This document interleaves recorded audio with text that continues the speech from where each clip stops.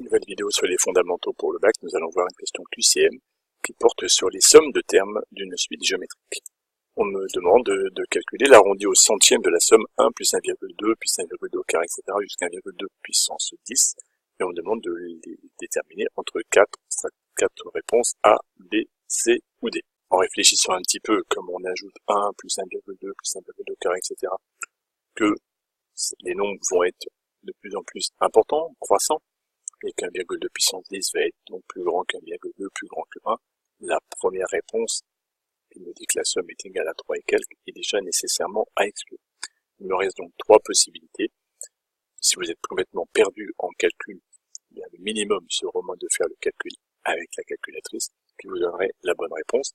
C'est vraiment pas très satisfaisant, mais ça peut vous permettre de sauver éventuellement un point le jour du bac. Pensez-y, plutôt que de rendre feuille blanche, faites le calcul 1 plus 1,2 plus 1,2 au carré, etc., plus 1,2 puissance 10, et cela prend 3 minutes, mais vous avez gagné votre petit point.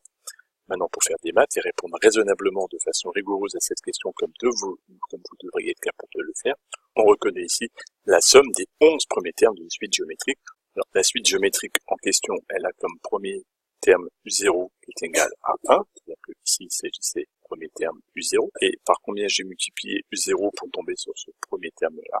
Eh bien, et ma raison est donc de 1,2, et on comprend bien que de terme en terme, pour aller de là à là, à chaque fois, je multiplie par 1,2. Attention de ne pas vous tromper, il y a bien 11 termes, le dernier exposant est puissance 10, mais en fait, ici on a calculé U0 plus U1 plus U10. Et si on fait le calcul, il y a donc bien 11 termes. Vous devez savoir que la somme des n premiers termes d'une suite géométrique, c'est le premier terme U0 fois 1 moins Q exposant le nombre de termes divisé par 1 moins Q. Si on remplace ce calcul ici, on va calculer S10 qui va être égal à U0, c'est-à-dire 1 fois 1 moins 1,2 puissance 11 sur 1 moins 1,2.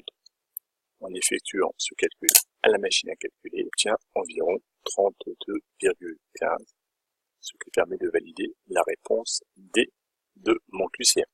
Attention à cette formule qui n'est pas souvent utilisée et qu'on vous demande de maîtriser et de connaître.